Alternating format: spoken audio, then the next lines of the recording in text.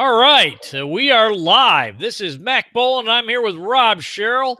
And again, we're talking Illinois wrestling for Illinois Mat Men, and a lot of stuff happening over the last weekend. And we're going to go over all of that, some good, some not so good. But let's start off with Class A. What do we have? Well, in 1A, we had a couple of the big tournament took place down at Petersburg, Porta, with Auburn, the big winner there. TJ Williams's Tremont team finished second, and Porta was third. Tremont is one of the new teams in the Rumble this year, so I'm looking forward to catching up with TJ and everybody else there, Rob, and find out what possessed them to get in this great event. Rob, real quick though, for those people who don't know, please tell them who TJ Williams is. Well, the second of the two four-time state champions in his family from Mount Carmel, of course. Starred Iowa, NCAA champion, I believe. Yep. And he's been he's had a club in Peoria for quite a few years now. TJ trained, and last year he was offered the head coaching position by Tremont, which has been down for a lot of years, was good for a while, but he's starting to bring Tremont back to some respectability in what is a very tough and very deep 1A wrestling area in Central Illinois. So. Yeah, and that's great. I mean, and to see a guy like TJ come back to his roots here in Illinois, even though obviously he was a Mount Carmel guy, that's great. Well, it's great for that area, and of course, yeah, he's teaching a lot of kids privately in the both the Peoria and the the Twin City area there. So this job, Tremont is kind of in between the two, so it was perfect opportunity for him. Sure. And so a couple other I had the Plano tournament listed in the AA in the 2A section, of course, of my tournament listing, since Plano isn't a 1A school anymore, but Erie Prophetstown won that. Sherrard won the Riverdale tournament with Seneca second, and Prairie Central was the highest finishing 1A school at Pontiac, which is back down in 1A this year for the first time since the 1990s. Wow. And Joliet Central and Normal Community, 2 3A teams, finished 1-2 there. I did have two of my 3 stars of the week in this week's issue of the Illinois Best Weekly were from 1A. David Vargas of IC Catholic was my number 3 star, and Cam Lee of Auburn was my number 2 star. So that's kind of the roundup of what happened in 1A. Good for them. In 2A,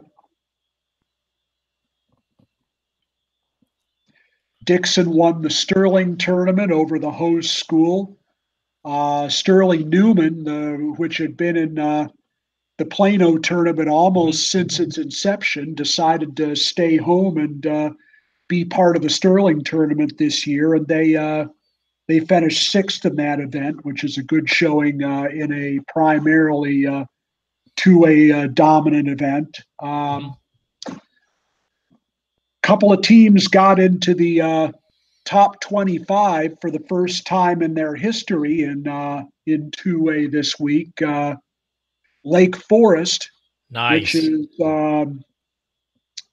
which has been in the top classification pretty much their entire the entire history of classification, went down from 3A to 2A this year, and they are off to a 10-0 start, including a 36-35 win over Warren last week, one of the better 3A teams up in the far north area of the state. So Lake Forest is making its rankings debut at number 15 this week, and also Freeport, which won the Rockford East tournament week before last, makes its ranking debut at number 19. So two teams that have never made a top 25 appearance this week did so before this week, and both of them came from 2A. Speaking of Lake Forest real quick, just because it's interesting to note, who is their coach? Matt Fiodorosa. Okay. Former Grant State place winner. Awesome. He's been there for probably 5 or 6 years now, and I think he's done a pretty good job. Done a great job building up the depth in that program. They don't wrestle a real challenging schedule. It's a schedule that'll be good enough to make them competitive in 2A. It wasn't good enough for them to be competitive in 3A.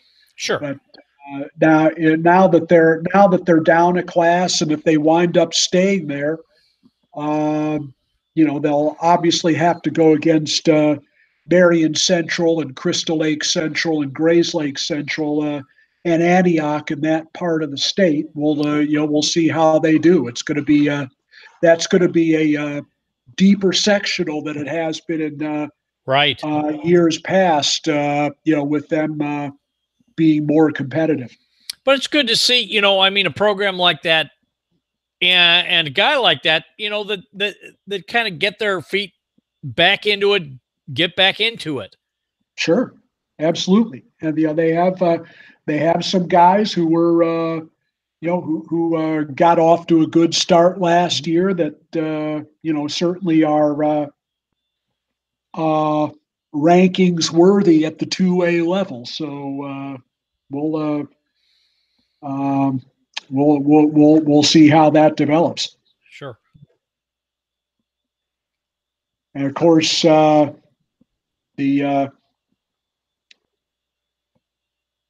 quad at Oak Park River Forest was an interesting one, and I followed Mike Clark's tweets on that a little bit, and I have most of the really important events scores from that now. Again, probably one of the highlight matches was between Lopez and Bolivar at 132. Yeah. And to be fair now, and I talked to JD Oliva, he's an assistant coach at DeKalb, and Fabian Lopez was a little bit under the weather, and he actually jumped up a weight class from 126 to 132 to face Bolivar, and he lost, but great match. Well, that's okay. Those are the kinds of matches that make it fun. Yeah, and I give him props for manning up, even being a little bit under the weather and taking on a match like that, because, let's face it, Fabian Lopez was a state champ, but Eddie Bolivar, no slouch, was a state runner-up. Yep. No, it's those are the kinds of matches that are they're good for the kids, and they're good for the fans, and they're fun to watch. Absolutely. And DeKalb, let's face it, DeKalb is an up and coming program. They got a lot of really, really good young kids. Yep. And talent. I'm impressed on the way they're moving up. great kids, and they're obviously wrestling a brutal schedule. Oh, And they're taking on everybody, and of course they're part of the crew at Hinsdale Central this coming weekend. That's right. So, this weekend, Hinsdale Central, Rex Whitlatch. Yep. I'll be there Saturday. that'll be a fun one. Yeah. And so Oak Park did win all three, but of course DeKalb did give them a little bit of a run. That was 39-30 final.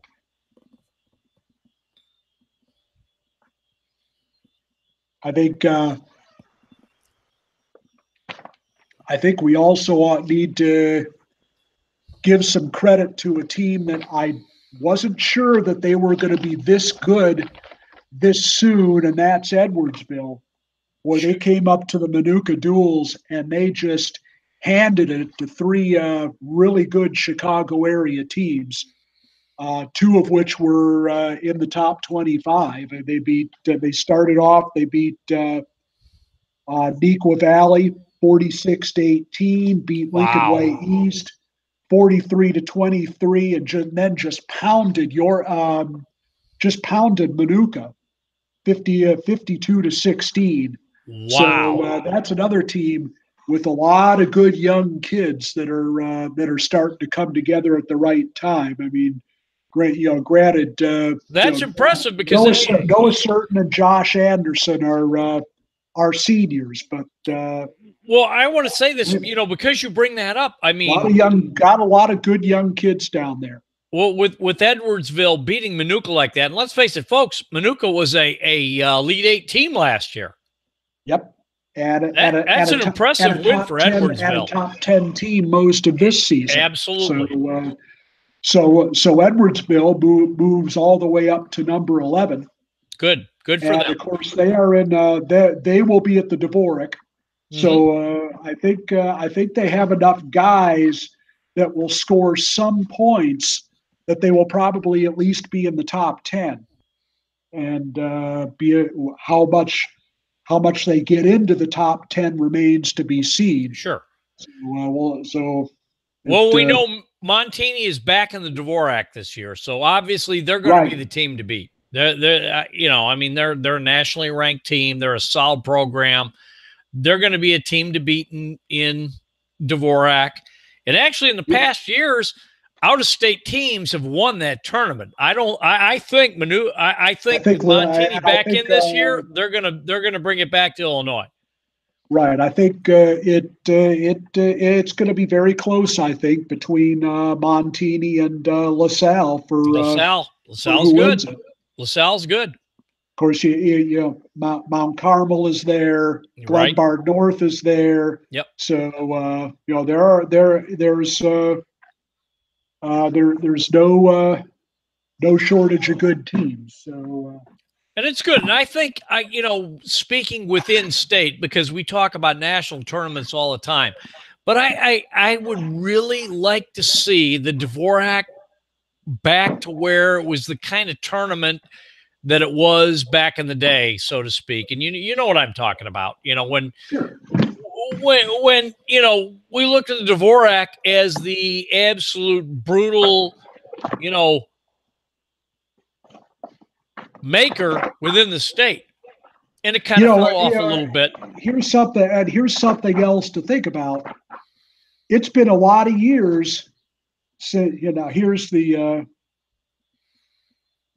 it's been a lot of years since the host school was good enough to think about contending in this tournament. Well, Harlan just entered the top 25 this week with wins over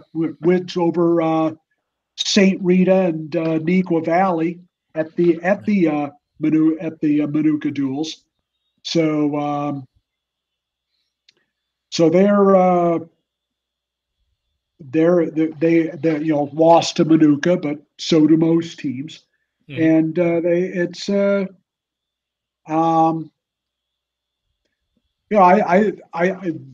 they certainly should finish in the top half. I think top 10 is probably a little bit too much to ask, but top 15 is certainly doable for them. I would like to see the return of the Dvorak, being the kind of tournament it was. Going back a few years when St. Edward came out here and when some of the Illinois teams were a little bit stronger. I mean, it was a great tournament. And then a lot of teams left out of it, and out-of-state teams kind of started to win it. But I got to say, I love the fact Montini's back in it this year. And, I hope they bring their A game, and I would really like to see that particular tournament return to a kind of national flavor. I think they'll do well.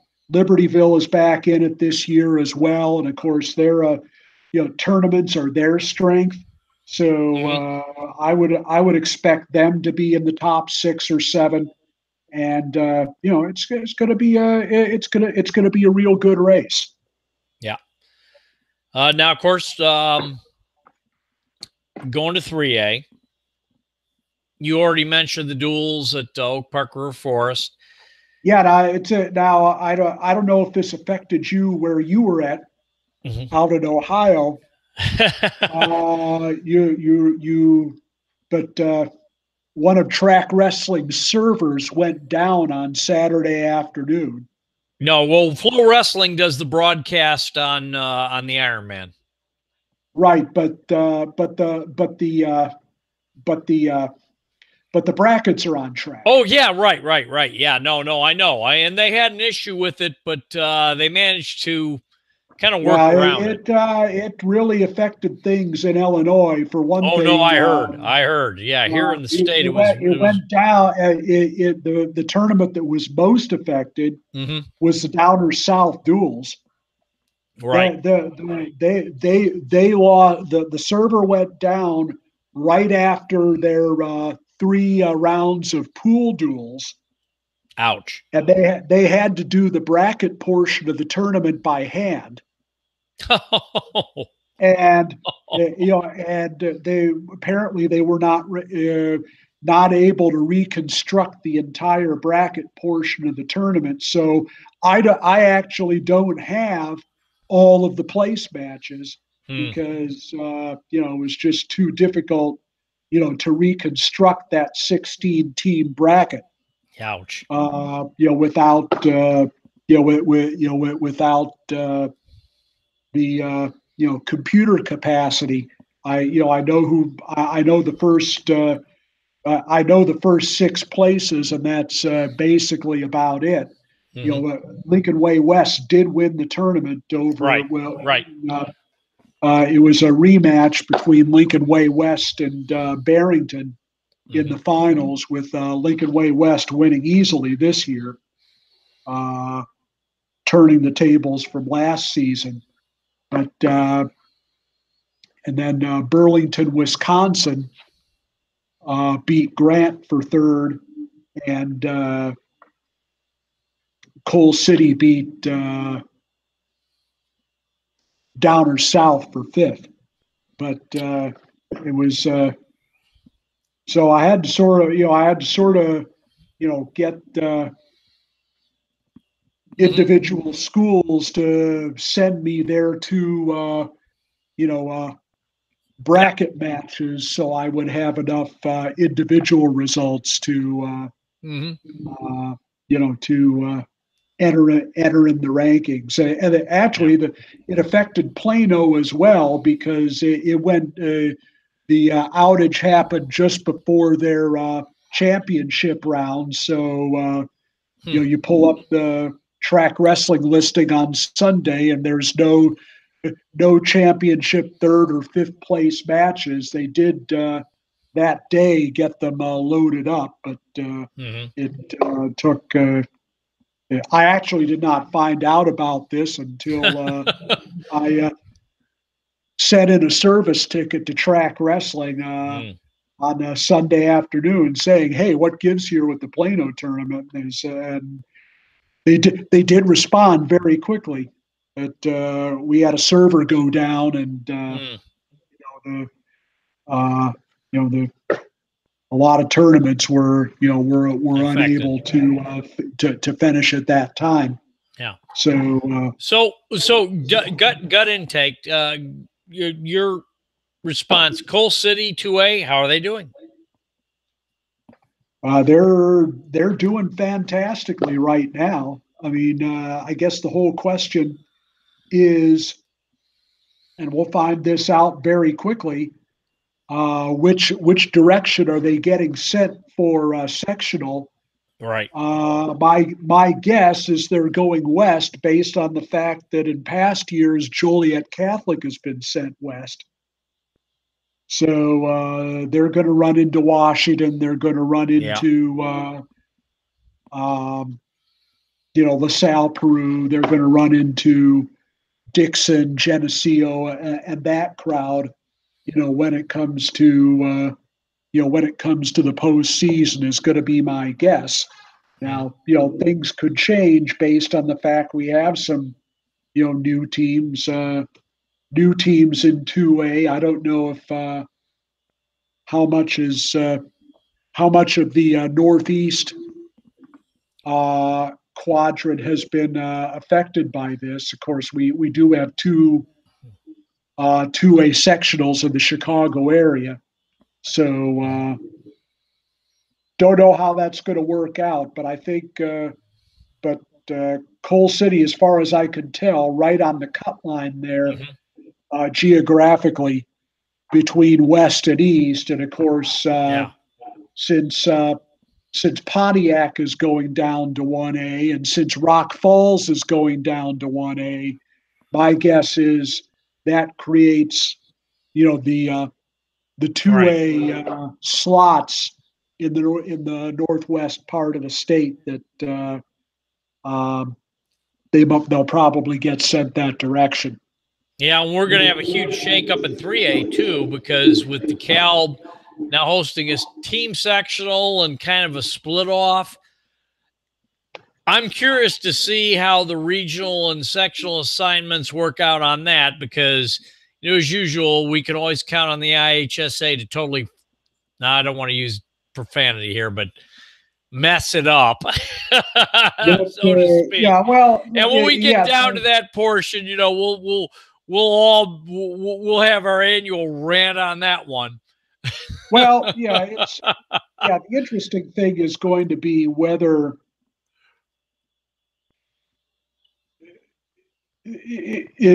what they do with Moline. Yeah. Because remember, Rock Island has gone down to 2A. Yes, right. Oh, and that's going to fit. Well, like I said, the whole thing cascades on all the assignments. Rock Island has gone down to 2A. So that's another, that my guess is that Moline is probably going to continue to come across to the southern sectional, but especially since you only have now. Although if Moline is the only, East Moline and East Moline are both going to have to still be. Yeah, they will assigned to 3A. Yep. It'll be interesting to see whether they take a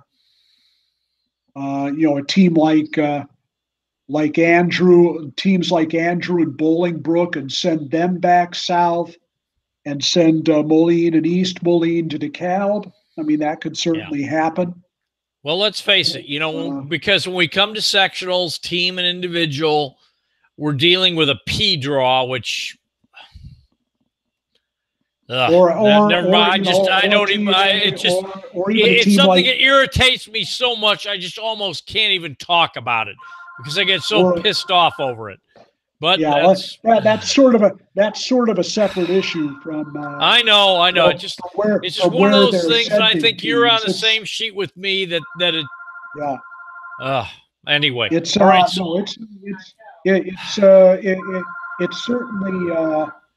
It's certainly messed up on two separate fronts. You have the assignment. You have the assignment front that's a problem, and you have the seating and separation. I know it's it's a problem, or shall we say, the lack of seating and separation.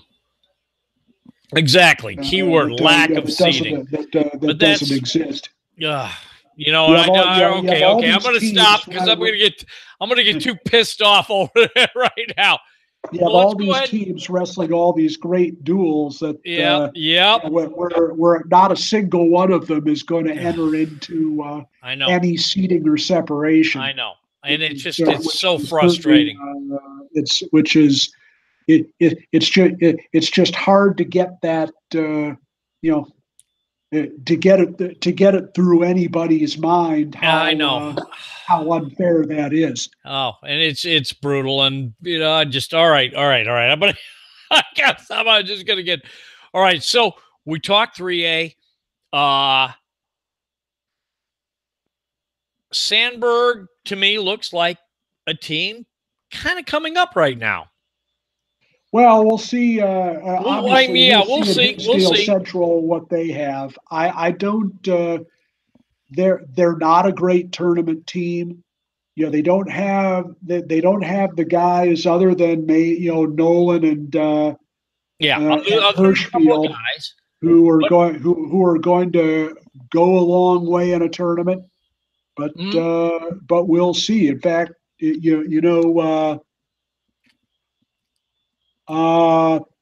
Nolan took a loss last week. Lost to Kyle Schickel of Lamont. Yeah. In the quad at Wheeling. So and there's a chance that they'll meet again in the at Hinsdale Central because both teams are there. Right. And I'll be there Saturday at Hinsdale Central I'll do a few interviews and everything, but I think with the younger Polts in charge of the program, and obviously, the older Polts and then Eric Siebert did a phenomenal job. I honestly speak, I got a good feeling about Sandburg. I think they're going to head in the right direction. They continue to dominate the competition that they should dominate. Yeah, they're back in the clash. To expect from them. They're back in the clash this year. I think it's a great move on their part. They're back in the clash. Yeah, that's certainly that's an event that plays to their strength. And I like it. Do it. Get into it. Get back into it. Maybe you've been down, but hey, bust back into it. And I want to mention this right now. Clash is still down one team, and if there's any coach, etc., in Illinois watching right now, please, if you want to get into the Clash, they still have a spot. I have the contact. I know the tournament director, Steve Elwood. Why don't you run down the list of Illinois teams that are in the Clash right now? Well, I don't have it in front of me, but right off the top of my head, we know Oak Park River Forest is there. Huntley got in. I would assume Glenbard Montini North is not in there. Montini's out. Sandburg is in. Glenbard North is in. They still have space for one team. There are 31 teams in right now. 32 is the capacity. So if there's one team out there that wants to jump in, by all means, contact me and I can get you in. Of course, Washington is still in. Yes. And the interesting thing is, looking at the team field this year, there's no St. Edward, no Buchanan, et cetera, et cetera. I'm going to tell you right up front, my pick to win the tournament is Oak Park River Forest. It's pretty wide open. My pick to win is Oak Park River Forest. Just based on the lineup they're bringing to that tournament, they have a golden opportunity to win it. So I'm going to go ahead and talk about Ironman real quick. And I was out there. We talked about it, and we did our preview. Blair Academy, of course, is way far out in the front of everybody this year. Yeah, their depth is really amazing. When you look at the guys that Well, they what they pulled have in. that were not in the lineup. Well, the fact that they were able to bring in Ferrari 195 pounds, and to make a point here, it was not a good showing for Illinois, and I'm not going to sit there and say, oh well, blah, blah, blah. Okay, a little bit down. We had teams in the past that competed at the Ironman, and even last year, Montini finished fourth. 2014-15, Oak Park was very competitive in that tournament. This year, I think the entire state of Illinois had 9 placers, and that's between. Yeah, see, I have, I believe only one finalist. Peterson was the only finalist. Right, only 9. Because we wound up with 5 teams. Marian Catholic sent a couple 2, of guys, and they both placed. Montini had 3. Marmion had 2. Yep. Marion had 2. Mount Carmel had 1. Yep. And Lockport had 1. Yep. And, it was tough because it's a brutal tournament. And, Montini was without Jake Stiles and McNichols. Now, McNichols, I don't know how far he'd have been. I think if Stiles had been in the tournament, he probably would have placed. Yeah, I think that's likely. Yeah, very likely. I see McNicholas as probably a 2-2 guy at best. Yeah, exactly. Yeah, I don't think he would have gone too deep. Would have helped. Peterson did a great job. I mean, he won a brutal overtime match, got in the finals. But I got to say, I watched a match, and the Ferrari kid from the formerly from Allen, Texas, now at Blair as a junior, is a real deal. He was one of the best wrestlers I saw in the tournament. He was really good. He has a freshman brother, Anthony, who's a 113-pounder, but so far has not cracked the lineup. Yeah. I noticed from Bosco, from California, there's another Valencia. He placed. I mean, not high, but he placed. Saw Valencia. Yeah, he had a great. He had a great summer, and this was. He was. He didn't do anything last year, but he announced himself in the off season, he's. And Poe was in the tournament. They had a couple of guys. That's right. The Poway guy that did transfer in was Gandara from Arizona. Yep. And he was you had to know that he would make an impact right away, and he did, finishing 3rd.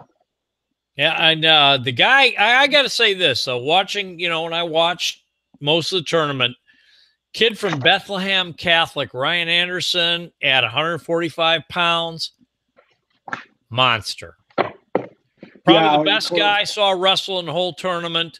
And like I said before, at 195 pounds, the Ferrari kid who transferred out of Texas, went to Blair, probably also the second best guy I saw wrestle at the tournament. But the Ryan Anderson kid from Bethlehem Catholic, Pennsylvania, was just unbelievable.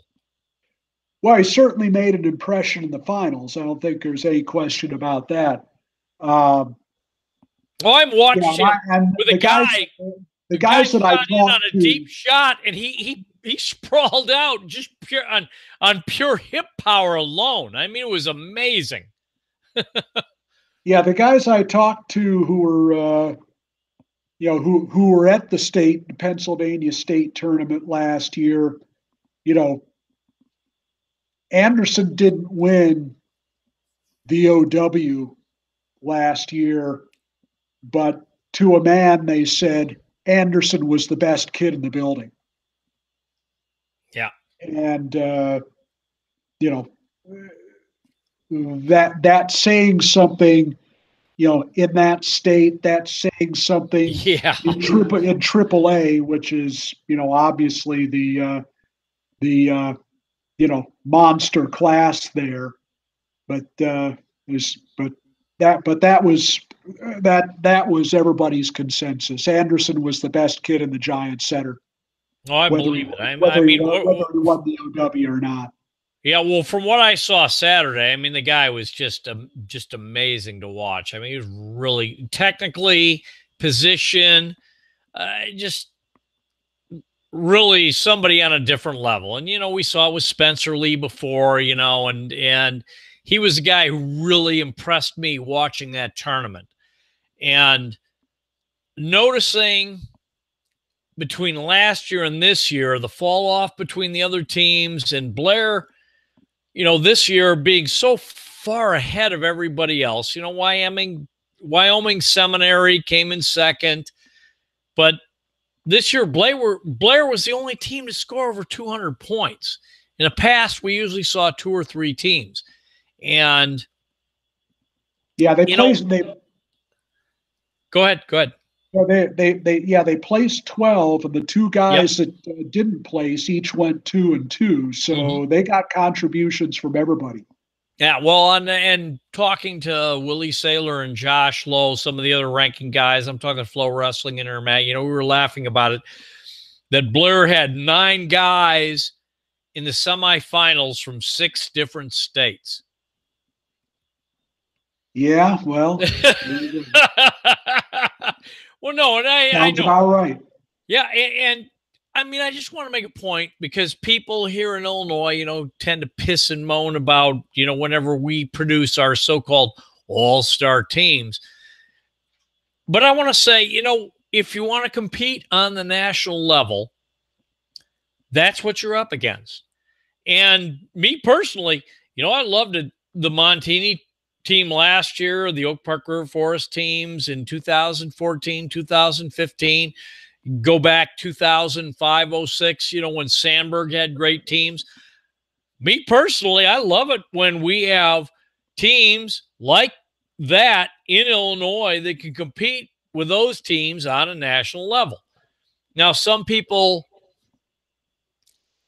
don't like what we would call all-star teams, and that's okay. You know what? I absolutely value that opinion, and I'm not going to be here to make that argument, but I think, me personally, when teams like an Oak Park River Forest, Montini, Mount Carmel, Providence, Glenbard North, Carl Sandburg, Washington, et cetera, are really good, it's great for Illinois wrestling as a whole. Agree or disagree, don't care. That's my opinion. And I think, within a year or 2, maybe we'll be back up there. Well, at some point you have to just ignore what the name of the school on the singlet is. It's just one guy wrestling another guy. And,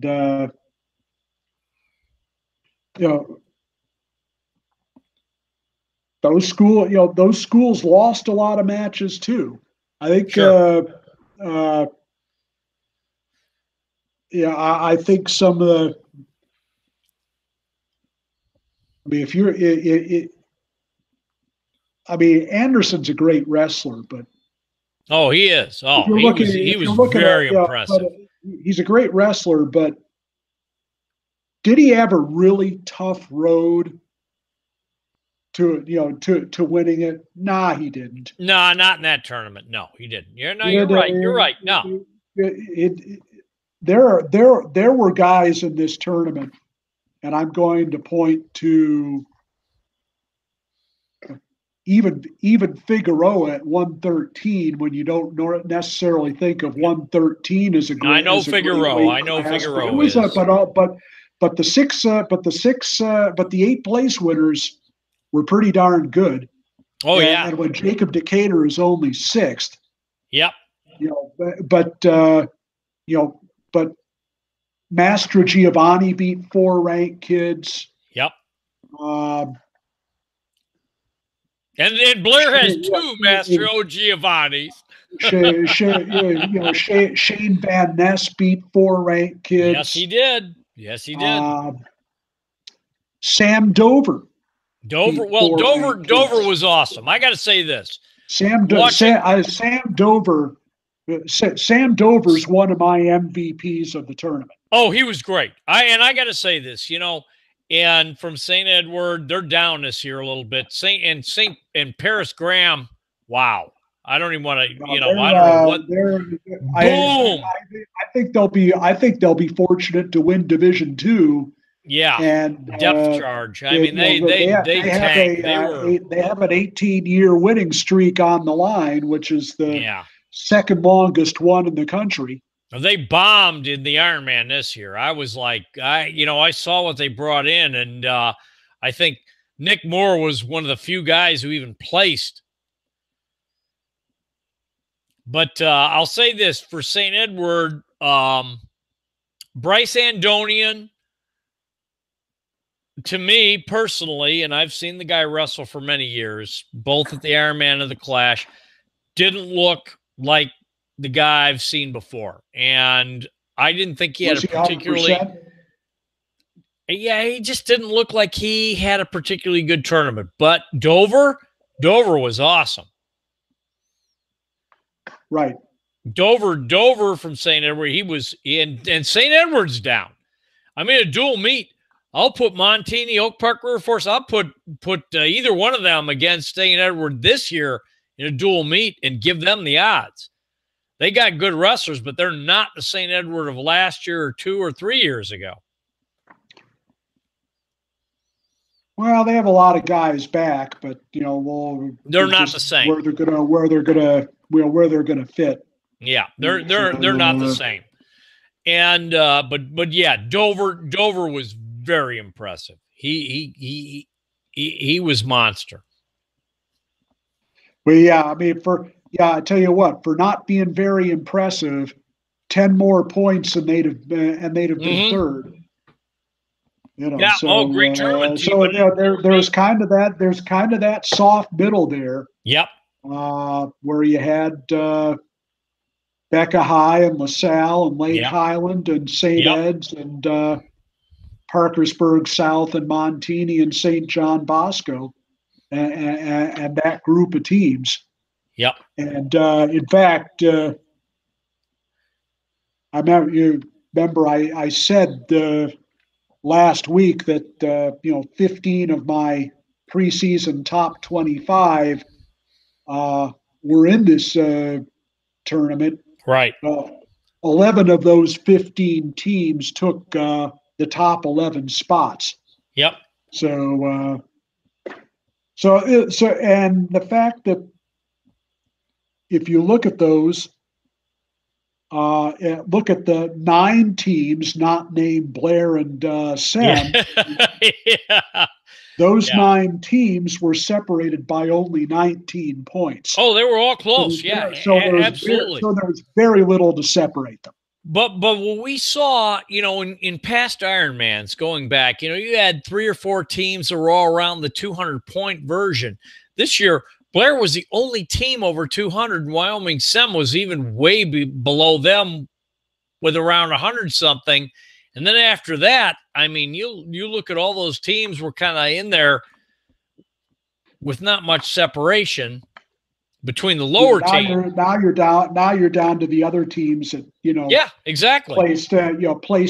Placed maybe 3 guys. Exactly my point. When you look at the Illinois teams that went there, and other than Montini had a few multiple placers, but a lot of the Illinois teams, even Lockport, Mount Carmel, etc., only had 1 or 2 guys placed. Marmion Academy. So they Mount Carmel in particular just doesn't have that kind of team right now. Right, and when we're talking for an individual tournament, not dual meet. They do have a lot of young kids, but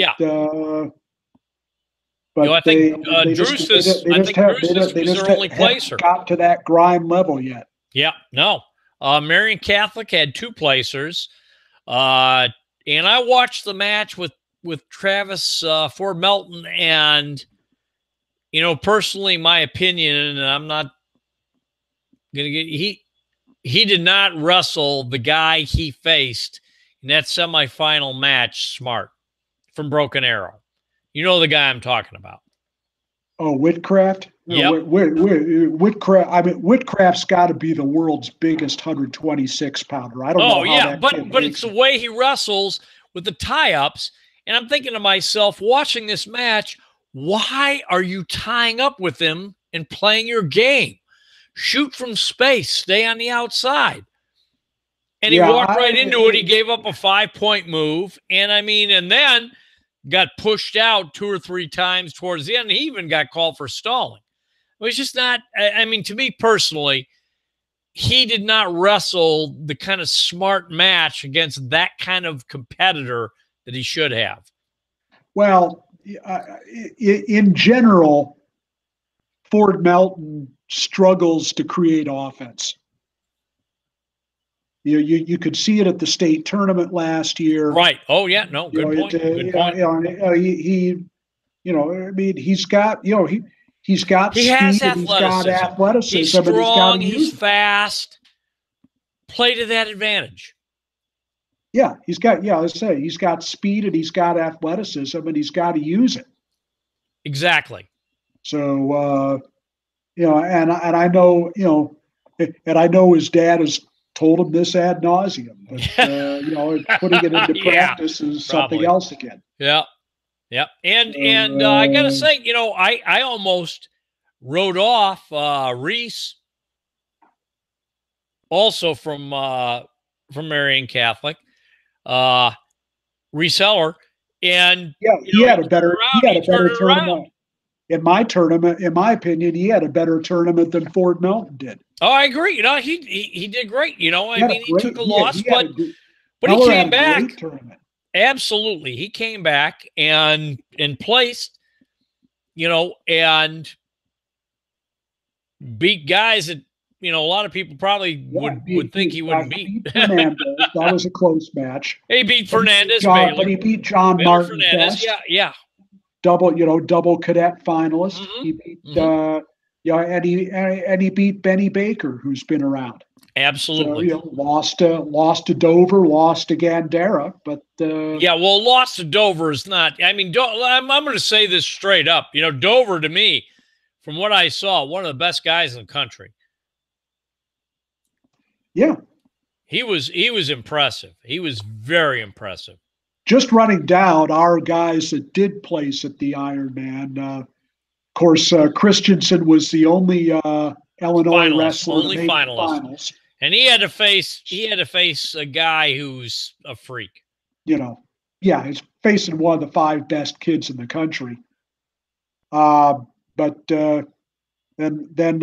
Ragusin was 7th at 126, and Mayora was 8th. Of course, he lost to Chumbley for 7th. Yep. In the match for 7th place. Chumbley from Marmion Academy. And Sotelo, who was 4th at 106, was Marmion's other place winner. Yep. You know about the 2 from Marion. Yep. Ford Melton was 4th. Heller was 5th. Yep. Matt Ramos was 5th for Lockport, and Colton Drusius was 8th at 113 for Mount Carmel, and that's our 9 place winners. Yeah, I know. And I always say, I was kind of laughing, like we had 9 place winners in 2014. Oak Park River Forest had 9 placers. Yeah, just to put it in perspective, Montini had 7 last year. Yes, they did. But you look at 8th place at 113, and you're thinking, well, geez, that's not very good. Well, all 8 of these guys at 113 are in the rankings. Yes, that's 100% correct. And the guy that was number 1 going into the tournament finished 6th.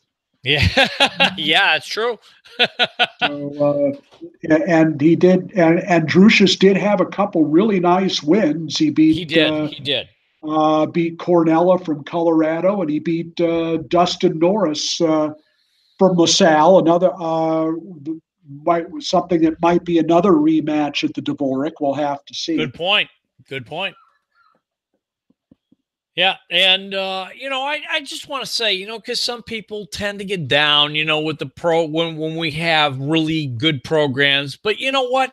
I think for Illinois wrestling as a whole, when we have the teams like the Carl Sandburgs, Glenbard Norths, Oak Parker Forest, Montini, Mount Carmel, Providence, Washington, et cetera, when they're good and they're on the top of the game, I think it's good for the state as a whole. Oh, sure. I mean, and to make no mistake, depending on what your goals are, all those teams have put tons of kids in D1 programs. And if your goal is, and I'm not, I don't want to get into the whole, if your goal is to have a great program and do well, that's fine. But if your program and you want to attract kids who want to wrestle on a national stage and you want to put kids in programs, and granted, you're right, all kids aren't going to be a Tony Ramos, a Sam Brooks, et cetera, that's fine. But for the programs that if you want to put kids into D1 programs and you look at the teams that have done that have had guys go to a Stanford, to Old Dominion, to Iowa, to Nebraska, Michigan, et cetera. And you know what? I'm not even going to mention. Okay, Devontae Mahomes. Now, he went from Oak Parker Forest to Michigan, suffered a couple injuries, didn't even wrestle his senior year. But you know what? He graduated with a business degree and ended up a regional manager for Waffle House. You know what? That's success. Sure. Absolutely. That's success. Sure. And that's why I say, what are your goals? If you want to be in a program that's going to wrestle on a national stage and you want to go to that program, hey, you know what? If that's your kid, if you're the parent, then hey, drive on. And for the people who poo-poo and whine and bitch about it, you know what? I'm not even going to say what I want to say. But, for schools who also, compete here on a state level, and for those of you out there who, you hate on the all-star teams and that, hey, that's fine. I got no argument. Drive on. Well, there's I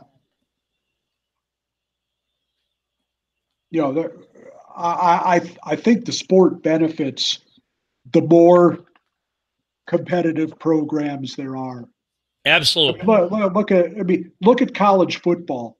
It's probably going to be Alabama and Clemson in the in the championship game for the third year in a row.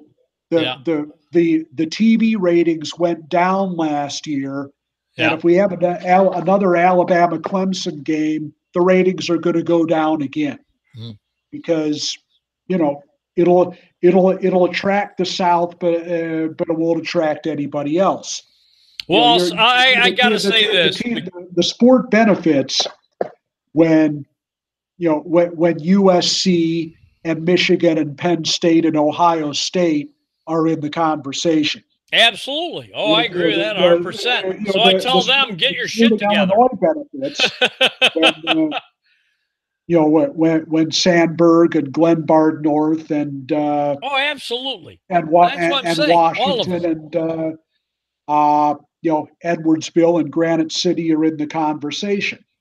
Yeah, and nobody wants to and see like you explained, the same team Edwardsville is year up after and year. coming. I want to see that. That's what I want to see that. I want to see a Glenbard North. I want to see a Carl Sandburg. I want to see an Edwardsville. I want to see all those teams get better. And I'll tell you what, I give props to teams like Deerfield, DeKalb right now. DeKalb's building a good young program. I'm very impressed with what they're doing there right now. DeKalb's making a major push, and the reason for that is you've got commitment at the top in that program. Amen. And and Huntley's good because you got Huntley's commitment at the top in that program, and that's the reason any program is good. But and I'll tell you something. That's one of the reasons why it takes a few years of development too. It does. But you got to make the commitment. You got to get the kids in. You got to do that. I love the fact that we were able to get Huntley in the Clash this year. And you know what? I think they're going to do well. I think they're going to do well. I think they will too. In that format, I think they're going to do well. Huntley is an interesting team because they are, for the most part, a no-star team. They've got Ferrani and they've got Spencer. Yeah. But they're balanced. But the rest of their team is really just, good, solid kids that are going to win more often than they're going to lose. And, if you have 13 or 14 kids like that, you're going to win 20 duels a year. Yeah, and in that particular format, I think they're going to do well. I'm looking forward to it. Of course, as you know, I'm going to be at the Clash. I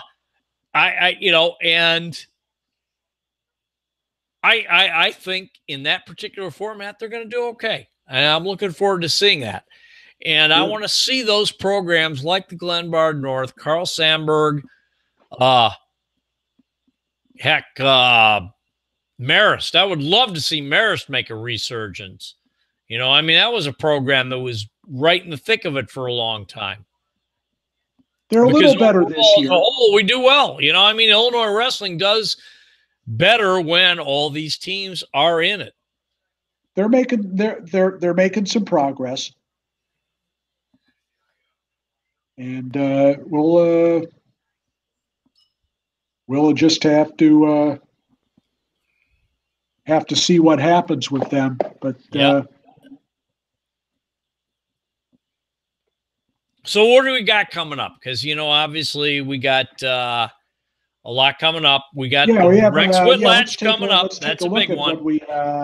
What we have coming up here tomorrow night. Go for it.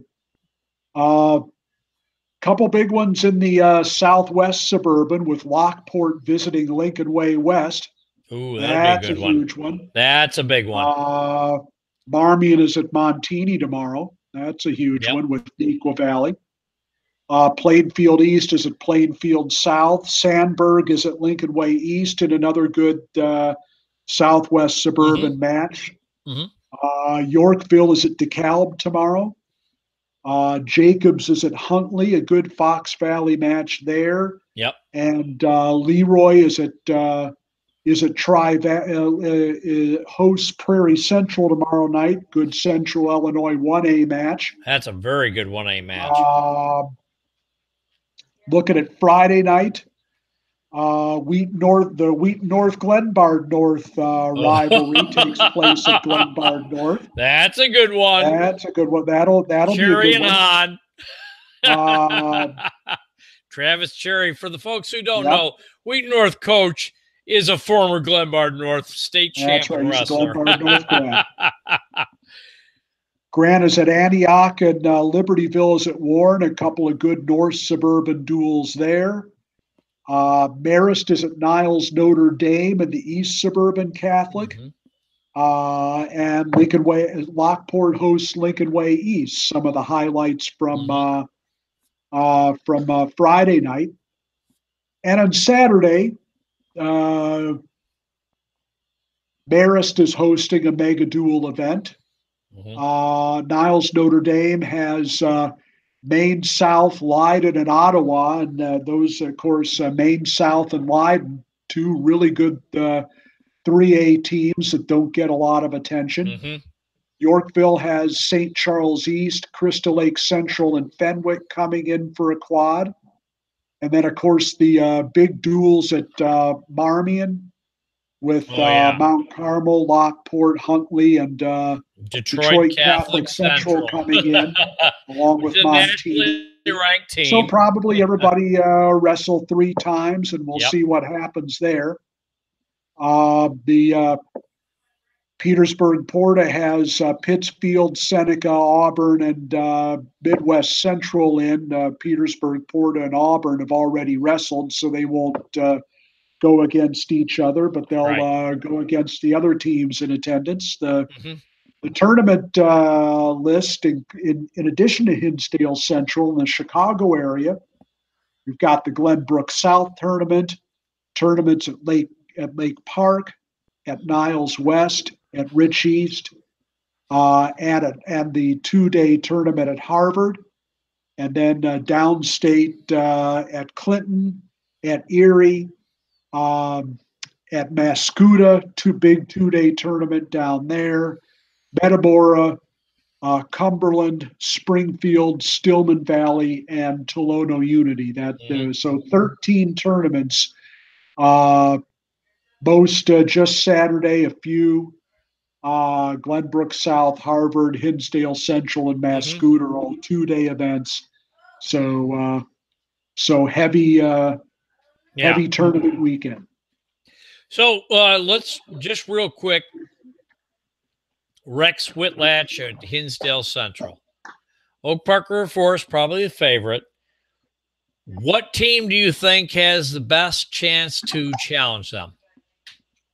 Looking at the field. Probably DeKalb, I would say.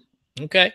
I would agree with that, actually, because they're individuals. Probably be between DeKalb and Sandburg for third. Okay. You have the rest of the field. You got Downers South, Stevenson, Deerfield. Who have great individuals.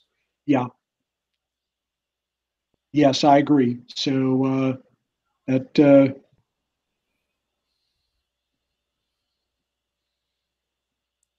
So, again, great weekend coming up of wrestling. I will probably head to Hinsdale Central on Saturday.